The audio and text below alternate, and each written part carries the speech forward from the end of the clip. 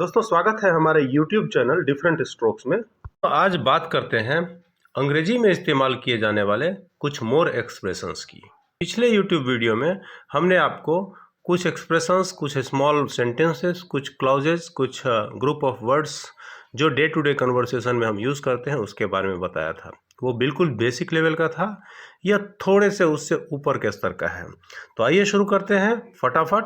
More expressions used in day to day conversations. तो इसमें पहला आता है फेन, फेनिंग इग्नोरेंस। फेन का मतलब देखिए स्पेलिंग यहाँ पर FEIGN है, मतलब make believe with intent to deceive, यानी कोई चीज़ का स्वांग रचना या ढोंग करना या अनभिज्ञ हो जाना या खुद को अनभिज्ञ बताना। ही वॉज फेनिंग इग्नोरेंस, वह खुद को ऐसा बता रहा था कि बिल्कुल अनजान है। तो ये वर्ड FEIGN काफ़ी इम्पॉर्टेंट है, जो डे टू डे कन्वर्सेशन में हमारा साथ देते हैं, हमें स्मार्ट बनाते हैं, हमारे एक्सप्रेशंस को रिच करते हैं। फिक्शियस, फिक्शियस का मतलब है इमेजिनेशन का इस्तेमाल करते हुए कुछ हम प्रस्तुत करें। फिक्शियस काल्पनिक बोलते हैं। Gruesome, shockingly repellent, inspiring horror. Gruesome murder यानी कुछ भयानक रूप से किसी की हत्या हुई है एकदम दयाहीन प्रवृत्ति के साथ, उसको बोलेंगे जो हमारे अंदर डर पैदा कर दे या एक शॉक पैदा कर दे, उसको हम बोलेंगे ग्रूसम, GRUESOM। एक वर्ड है हैमरेज। हैमरेज याद होगा आपको, बोलते हैं ना ब्रेन हैमरेज हो गया उसका।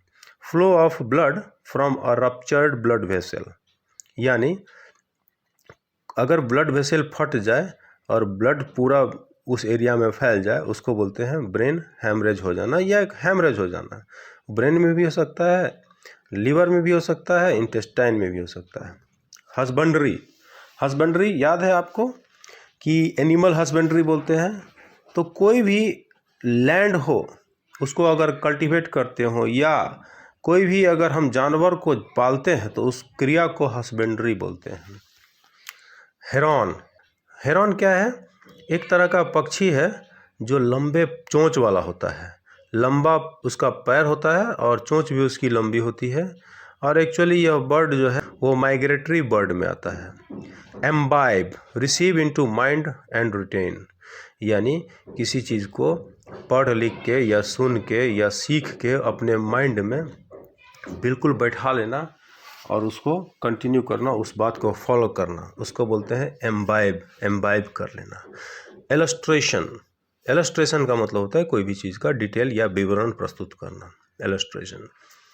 एक वर्ड है हम लोग इंग्लिश में देखते हैं एटसेट्रा, ETC।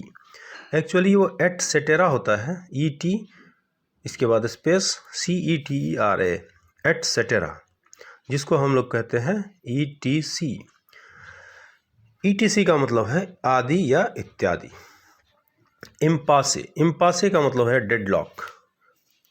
मेटिकुलस, मेटिकुलस मतलब marked by precise accordance with detail, यानी काफ़ी निपुणता से, या ये कहेंगे कि काफ़ी अच्छे विवरण के साथ कोई चीज़ प्रस्तुत करना, सहजता या स्पष्टता के साथ। इम्पेक्केबल, इम्पेक्केबल का मतलब होता है बिना किसी फॉल्ट या एरर के, इम्पेक्केबल रिमार्क। जियोपार्डाइज, जियोपार्डाइज का मतलब है कोई भी चीज़ को एक थ्रेट पोज करना, यानी एक डेंजर प्रेजेंट करना। जैसे this fraud will jeopardize his career, इस तरह का फ्रॉड जो वो कर रहा है उससे उसका पूरा कैरियर जियोपार्डाइज हो जाएगा, यानी खतरे में पड़ जाएगा। लॉन्जरी, देखिए इसका spelling LINGERIE, lingerie. Women's underwear and night clothes pronounced as lingerie, ये महिलाओं का अंडरवेयर और नाइट क्लोथ है जिसको हम लॉन्जरी के रूप में पढ़ते हैं।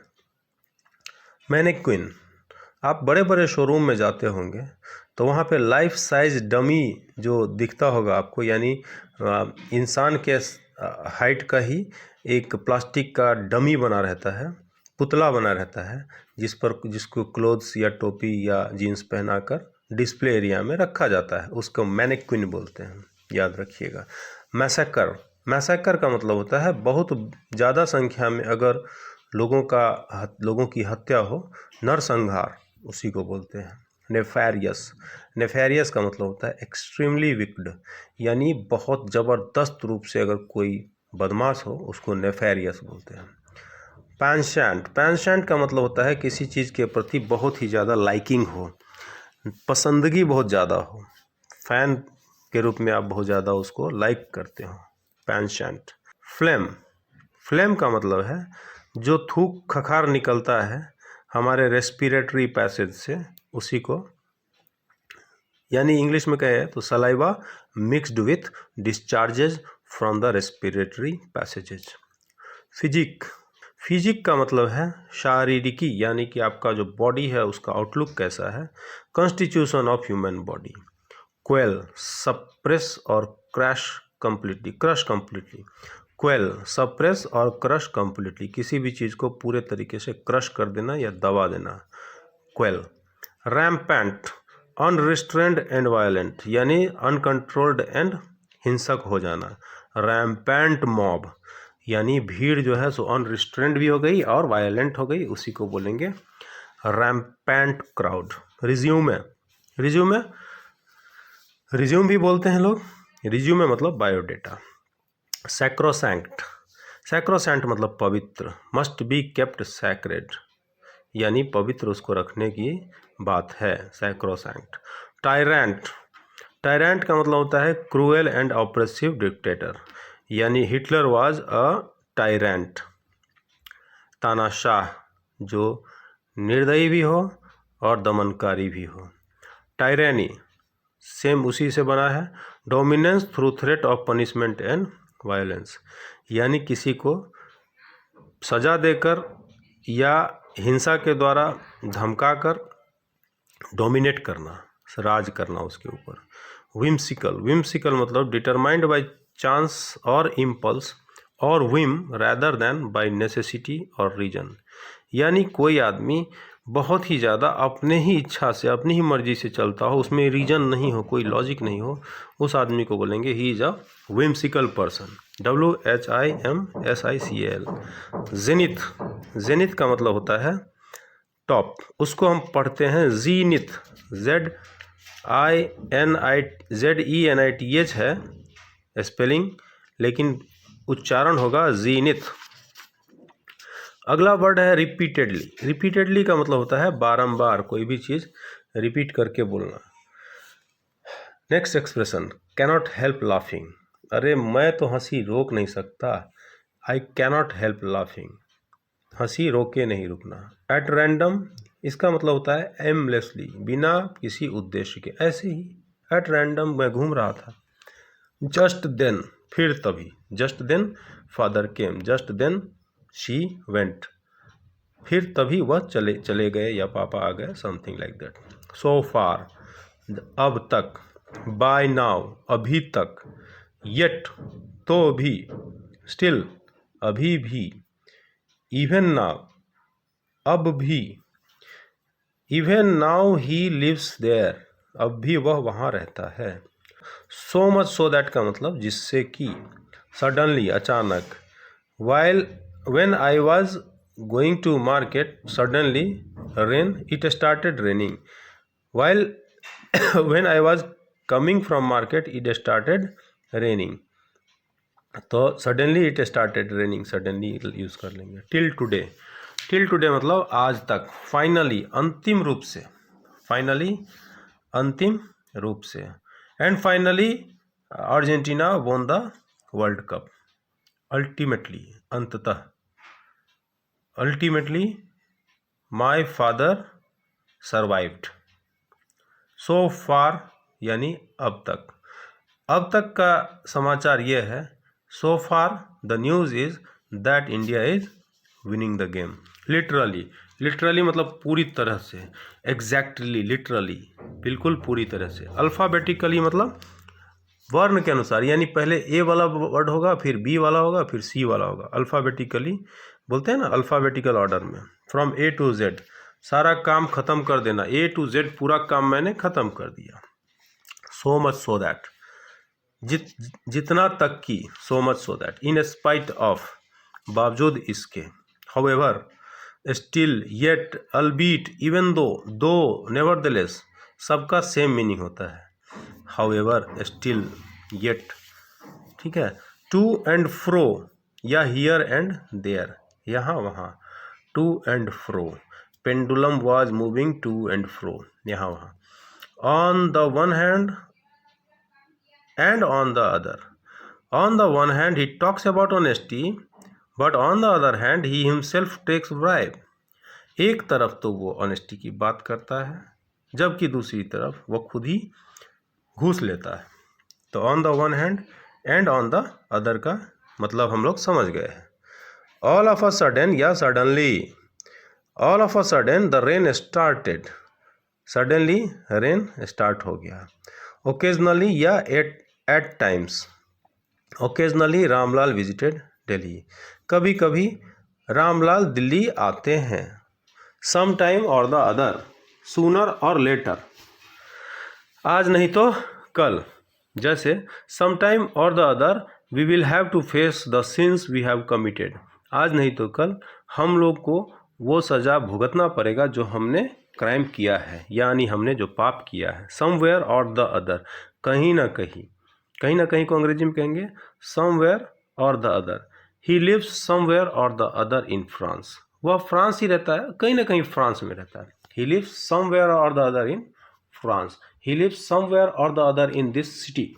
ओके, तो समवेयर और द अदर हो गया। उसी तरह अलोंग द शोर या बॉर्डर, किनारे किनारे, बाय द साइड ऑफ, जैसे car was parked along with the border. Something और द अदर, समथिंग और द अदर, जैसे हम लोग समवेयर और द अदर कहीं ना कहीं, तो समथिंग और द अदर का मतलब कुछ ना कुछ। Something whose exact nature you don't know और यू हैव फॉरगॉटेन, जैसे एग्जाम्पल के तौर पर कहेंगे he is professor of something और द अदर, वो कोई चीज़ का, कोई सब्जेक्ट का प्रोफेसर है।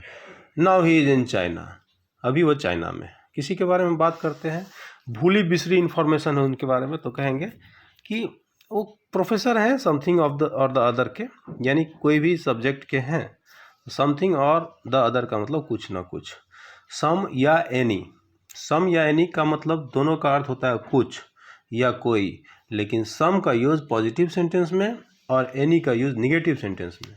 एग्जाम्पल के तौर पे समझते हैं, आई हैव सम मनी, और अगर हम कहेंगे ही हैज़ नो मनी कह देंगे, या फिर he doesn't have any money कहेंगे, तो एनी का इस्तेमाल निगेटिव में हो गया। क्लियर है? As long as, during the time that, जहाँ तक कि, जब तक कि, यानी as long as you need me I will live with you, जब तक आपको मेरी आवश्यकता होगी मैं आपके साथ रहूँगा। एज लॉन्ग एज, जब तक कि, जहाँ तक कि। समहाउ और द अदर, यानी समहाउ और द अदर का मतलब ये हुआ जैसे भी या जैसे तैसे। The girl in my school has somehow और the other manage to qualify in the exam, जैसे तैसे, समहाउ और द अदर।